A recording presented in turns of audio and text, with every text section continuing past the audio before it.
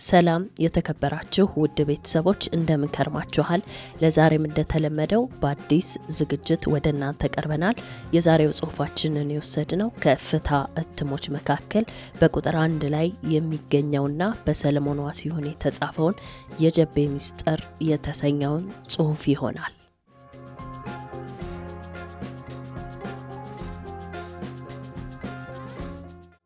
የጀቤ ጉዳይ በጨረፍታም ቢሆን ወደ ሀብት ጉዞ የተሰኘውን ተወዳጅ የሬዲዮ ድራማ ሳያስታውሰን አይቀርም። ጀቤ ግን ልብ የወለደው የፈለሰመው አይደለም፣ ዓይን የሚያማልል በገሃዱ ዓለም ያለ ታሪከኛ ኮረብታ እንጂ። የኢጣሊያ ወታደሮች የዘረፉትን ንብረት ሁሉ ባህር አላሻገሩም የሚል ጠንካራ እምነት አለ። በመንግስታቸው ትዕዛዝ ይሁን በቡድናዊ ቅንጅት ለመገመት ቢያዳግትም የኢጣሊያ ወታደሮች በወረራው ዘመን ከኢትዮጵያ መንግስትና ሕዝብ የዘረፏቸውን ንብረቶች ቆፍረው የቀበሩበት ቦታዎች እንደሆኑ በእድሜ ባለጠጎች የሚነገርላቸው ስፍራዎች አሉ። ጀቤ እንግዲህ ከነዚህ ቦታዎች አንዱ መሆኑ ነው። ጀቤን ከሌሎች መሰል ቦታዎች ልዩ የሚያደርገው እንዲሁ ሄዶ ለጎበኛው ተራ ሰው እንኳን የሚሰማውና የሚያየውን በማገናዘብ የሚያድርበት ጥርጣሬ ብርቱ መሆኑ ነው። እውነት እዚህ የኢጣሊያ ወታደሮች የቀበሩት ሀብት ወይም ሌላ ነገር ይኖር ይሆን ያሰኛል።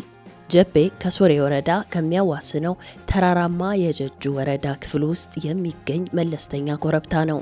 በግዙፍ ተራራ ላይ ያለ ትንሽ ጋራ ጀቤ ላይ ሆነው ወደ ምዕራብ ሶሬ ከተማ ሲያዩ ወደ ሰሜን ገደማ መልካሳ፣ ወንጂ፣ ቆቃ፣ ናዝሬት ወለል ብለው ይታያሉ። በተለይ ምሽት ላይ ጀቤ የቅርብ ሩቅ ነው። ከናዝሬት ከተማ የ3 ሰዓት አስቸጋሪና አደገኛ የላንድ ሮቨር ዳገታማ ጉዞ ርቀት ላይ የምትገኘው በአርሲ ዞን የጀጁ ወረዳ ዋና ከተማ አርቦዬ ከገቡ በኋላ ጀቤ ለመድረስ በጋማ ከብት ጋራና ገደሉን እያሳበሩ ወደ 4 ሰዓት ገደማ ሽቅብ ያስኬዳል። ጀቤ የሄድኩት እግረ መንገዴን እንጂ አስቤበት አልነበረም። አዲስ አበባ ከመቆርቆሯ በፊት ታንጻ በ1984 ዓመተ ምህረት በተቀናቃኝ ጸረ ሕዝብ ኃይሎች በአካባቢው ተቀጣጥሎ በነበረው ብጥብጥ የወደመችውን የኮለባ ማርያም ቤተክርስቲያን ቅሪቷን ላይ ገድሏን ልሰማ ነበር ያቀናሁት። ጀቤና ኮለባ ማዶ ለማዶ የሚተያዩ ኩታ ገጠም ቀበሌዎች ሆነው ካንዱ ወደ ሌላው 20 ደቂቃ ቢፈጅ ነው። ኮለባ ላይ ተቀምጦ ጀቤን ሲቃኙት ገና አዲስ የተላጨ መላጣ ነው የሚመስለው። ፍጹም ደን አልባ ነው ለማለት ይቻላል። ጀቤ የሚለውን ቃል የሚያወቅኩት ጀቤ ከደረስኩ በኋላ ነበር። ትርጉሙም ብርቱ፣ ጠንካራ ማለት እንደሆነ ነው የተነገረኝ በኦሮምኛ።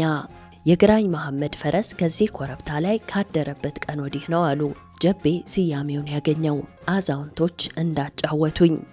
ጸጉረ ልውጥ መሆኔ ለመጀመሪያ ጊዜ ጥርጣሬ ቢያሳድርባቸውም ኋላ ላይ የአካባቢው ሰዎች በፍቅር ነበር ሲያስተናግዱኝ የከረሙት። በንግግራቸው መሃል በተደጋጋሚ እንደ መሐላ፣ እንደ ማረጋገጫ ወይም እንደ ጥያቄ የሚያስገቧት አንድ ቃል ነበረች። ጀቤን ጀቤን ይላሉ። አስጎብኚን ስለ ጀቤ ያወጋኝ ዘንድ ጠየቅኩት። ህዝቡ ቅን ነው። በዙሪያ የነበሩት የአካባቢው አዛውንት የጀቤን ገደል እየተቀባበሉ አጫወቱኝ። የጀቤ ታሪካዊ ምስጢርነት ለጊዜው ላፍታ ይቆየንና እስቲ ሌላውን ገጽታ እንመልከት። በእርግጥ ጀቤ የሚገርም ጋራ ነው። ክርስቲያኑም ሙስሊሙም ያመልክበታል፣ ይለምንበታል።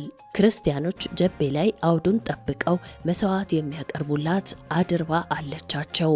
የሸሪዓን ሕግ ይጻረራል ተብለን ተውነው እንጂ ሙስሊሞች ከ5 ዓመታት በፊት እጅግ ደማቅ የሆነ አምልኮ ስነ ስርዓት የሚካሄድበት መስጊድ ብለው የቀለሱት ጎጆ እዚያው ጀቤ ላይ ነበራቸው። ዛሬም አጽሙ ወይም ቅሪቱ አለ። የሚገርመው ነገር የመስጊዱ መዋቅሮች እንዳሉ ሳይነኩ መቅረታቸው ነው።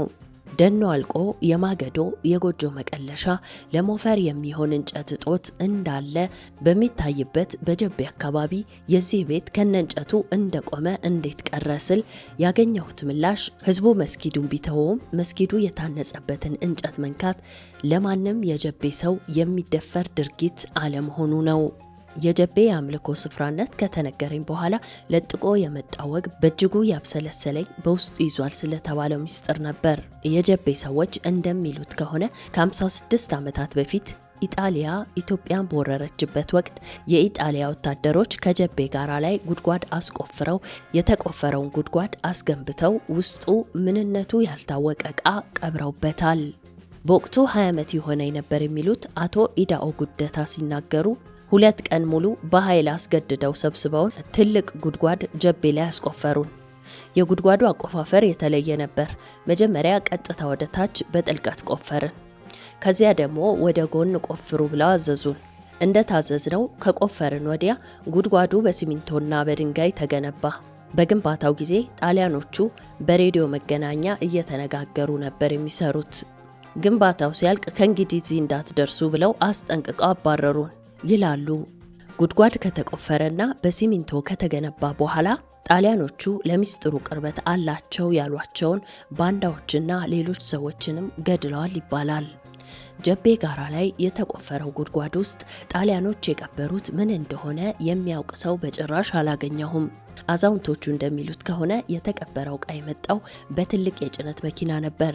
በዚህ ጊዜ የጀቤ ቀበሌ ቦሎ ከሚሰኘውና ከጀቤ በግር 1 ሰዓት ተኩል ገደማ ከሚያስጌደው አነስተኛ ከተማ በሰው ጉልበት ብቻ ተሰርቶ በነበረ የመኪና መንገድ ምንነቱ ያልታወቀ ዕቃ ያጓጉዙ ነበር። ያኔ ጀቤ ላይ የደረሰው የጣሊያኖች መኪና ምናልባትም መነሻው ከአዲስ አበባ ቢሆን ከአዲስ አበባ ናዝሬት፣ ከናዝሬት ሶሬ፣ ከሶሬ ቦሎ፣ ከቦሎ ጀቤ እያለ የመጣ ሊሆን እንደሚችል ይገመታል። በጊዜው የ25 ዓመት ወጣት ነበርኩ የሚሉት አቶ ከማል አማኖ ጣሊያኖች የቀበሩትን ለማወቅ ባልችልም ሲቀብሩ ግን ተደብቄ በርቀት አይቻለሁ ይላሉ። መኪናው ከቦሎ የመጣው በምሽት ነበር። በርካታ የኢጣሊያ ወታደሮች በመኪና ላይ ተሳፍረው ነበር። ጀቤ እንደደረሱም ዕቃውን ከመኪና ላይ እያወረዱ ቀብረው ጨርሰው እስኪሄዱ ድረስ ቆየሁ። በማግስቱ ማለዳ ላይ ተደብቄ ሄጄ አካባቢውን ስመለከት የጀቤ ጋራ ብዙ ቦታ እዚህም እዚያም ተቆፋፍሯል። ብዙ ድንጋይ ተፈነቃቅሏል። አፈሩ ተገለባብጧል። ጣሊያኖቹ ይህንን ያደረጉት ሆን ብለው የቀበሩት ቦታ እንዳይታወቅባቸው የፈጸሙት ነው የሚሉት አቶ ከማል አማኖ አሁንም ድረስ ቢሆን ቦታውን ማለትም ጣሊያኖች ያመጡትን ዕቃ የቀበሩበትን ቦታ አስታውሰዋል ይበሉ እንጂ ቦታውን ለመጠቆም ፈቃደኛ አይደሉም። እንዲያሳዩኝ ብጠይቃቸውም በተለያየ ሰበቦች ሳይስማሙ ቀርተዋል። አነሰን በዛ ጀቤ ጋራ ላይ የተፈጸመ አንድ ነገር አለ ብሎ የሚያስጠረጥር ፍንጭ አለ። ይህም ከጋራው አናት ላይ በ15 ሜትር ርቀት ተራርቀው ካሉት ሰፋፊና ጠፍጣፋ ቋጥኞች ላይ በጥልቀት የተቸከሉት የ4 ሴንቲሜትር ዲያሜትር ስፋት ያላቸው የብረት ችካሎች ናቸው። ችካሎቹ በአካባቢው ሕፃናትና ወጣቶች ለቁም ነገርም ሆነ ለጨዋታ እየተቀጠቀጡ አሁን ከተቸከሉበት አለት ሰርጉደው ነው የሚገኙት። ማረጋገጥ አልተቻለም እንጂ በእነዚህ 2 የብረት ችካሎች ዙሪያ ከአለቶቹ ላይ የሚታየው ነጭ ድንጋይ ሲሚንቶ እንደሆነ ነው የጀቤ ሰዎች የሚናገሩት። በእርግጥም 55 ዓመት የቆየን ሲሚንቶ ከድንጋይ ለመለየት ለኔ በጣም ነው ያስቸገረኝ። እዚህ ላይ ቁም ነገሩ ጣሊያኖች እነዚህን ችካሎች ከአለቱ ላይ ከቶ ለምን ተከሉ ነው። የጀቤ አዛውንቶች የብረት ችካሎቹ ንብረቱ የተቀበረበትን ጉድጓድ ለጣሊያኖች በዘዴ እንዲያመላክቱ የተተከሉ የሚስጥር ምልክቶች ናቸው በማለት ነው ስለ ችካሎቹ የሚያስረዱት። በእርግጥ ይህ እውነት ከሆነ ጣሊያኖቹ በእነዚህ አለቶች ላይ ተመስርቶ በጂኦሜትሪያዊ ቀመር የጉድጓዱን ቦታ በትክክል የሚጠቁም ካርታ አገራቸው ይዘው እንደገቡ ለመገመት ያደፋፍራል። ጉድጓዱም የተቆፈረበት ቦታ ከቁፋሮ በፊት አስቀድሞ በቀመር ተሰልቶ የታቀደና የተወሰነም ሊሆን ይችላል ማለት ነው። የኢጣሊያ ወታደሮች የዘረፉትን ንብረት ለመቅበር እንዴት ጀቤ መረጡ? ገበሬዎቹ የራሳቸው መላምት አላቸው። የተለያዩ ማሳመኛዎችንም ያቀርባሉ። የጀቤ ጋራ ቀጥ ያለ ዳገት ካለመሆኑ የተነሳ ብዙም ከፍታ ያለው ኮረብታ አይደለም። ያም ሆኖ ግን በቀላሉ ሊታይና ሊለይ የሚችልበት አቀማመጥና ቅርጽ ያለው ጋራ ነው። ሌላኛውና ዋነኛው ነጥብ ጀቤ በዚያን ጊዜ መኪና ሊደርስበት የሚችል መሆኑና ከዚሁ ጋር በእጅጉ ለመኖሪያነት የማይጋብዝ የዱርነት ባህሪ ያለው ስፍራ መሆኑ ነው። የጀቤ አካባቢ መሬት ለመቆፈር አስቸጋሪ ያልሆነ አሸዋማ አፈር መሆኑም አንድ ሊጠቀስ የሚገባ ነጥብ ነው። የጣሊያን ወታደሮች በዕለቱ ቦሎ ከተማ ላይ ካምፕ ስለነበራቸው ጀቤን ለማየት በጋራው ዝናና ስትራቴጂያዊ አቀማመጥ ተማርከው መርጠውትም ሊሆን ይችላል። የጀቤ ታሪክ ምስክርነት በዚህ አያበቃም። ቀጣይ ምዕራፍ አለው። ጣሊያን ኢትዮጵያን ለቆ ከሄደ ከብዙ ዓመታት በኋላ የዘውዱ አገዛዝ ወድቆ በደርግ ሲተካ ጥቂት ዓመታት ሊቀሩ ሲሉ ጀቤ አንድ ድርጊት ተፈጸመ። አንድ ሄሊኮፕተር ከጀቤ ጋር አናት ላይ ታርፋለች። ይህ ድርጊት ሲፈጸም አይተናል የሚሉ የጀቤ ሰዎች በርካታ ናቸው። ጊዜው ቀረብ ያለ ስለሆነ በዚያን ጊዜ ገና ያላገባሁ ጉብል ነበርኩ የሚሉት የ40 ዓመቱ ጎልማሳ አቶ እሸቱ ዳምጤ ሄሊኮፕተሩ ጋራው ላይ ካረፈ በኋላ ከውስጡ አበሾችም ነጮችም ነበር የወጡት። ምን እንደሆነ ያላወቅነው መሳሪያ አንዱ ሰውዬ ይዟል። መሳሪያውን ወደ አይኑ አስጠግቶ ቁልቁል ወደ ምድር ያስተውል ነበር። ሌላው ሰውዬ ደግሞ ወረቀት ዘርግቶ ያነብ ነበር ብለዋል። የሄሊኮፕተሩ ጀቤ ላይ ማረፍ ብዙ አመላካች ጥያቄዎችን ማጫሩ አይቀርም።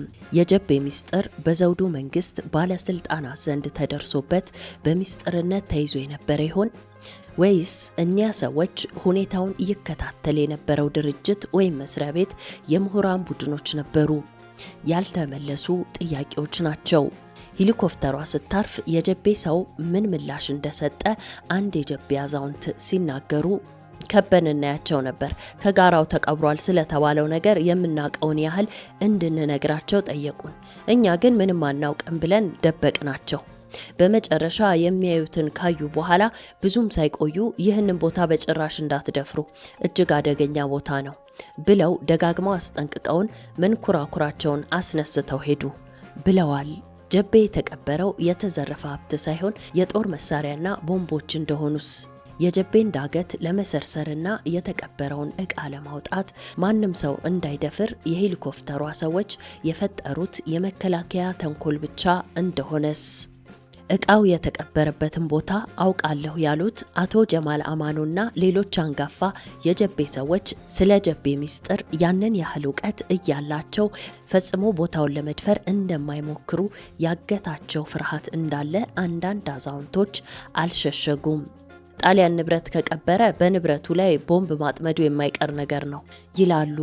ሁኔታውን ህገወጥ ድርጊት ከመሆኑ ጋር የተቀበረው ዕቃ እንደታሰበው ንብረት ቢሆን ዘመድ ከዘመዱ ወዳጅ ከወዳጁ አናቁሮ ደም ያቀባባልም የሚለው ሌላው ተጨማሪ ስጋታቸው ይመስለኛል። በጥቅሉ የጀቤ ሚስጥር ሲሰሙት ተረት ተረት ነው የሚመስለው።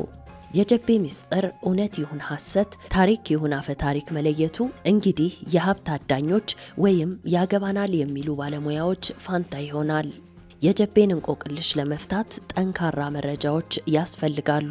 ስለ ጀቤ የሚኖረው መረጃ መገኛው ደግሞ እዚያው ጀቤ ነው። ከጀቤ ከጋራው ከራሱና እየደከሙ እየጃጁ እየሞቱ ካሉት የጀቤ አዛውንቶች ይህ አንድ የሚያስጠነቅቀን ነጥብ አለ። የጀቤ ሚስጥር ፍጹም እውነት ቢሆን እንኳን ዓመት በዓመታት በተተካ ቁጥር እውነቱ ተረት እየሆነ ይሄዳል። ታሪኩም አፈ ታሪክ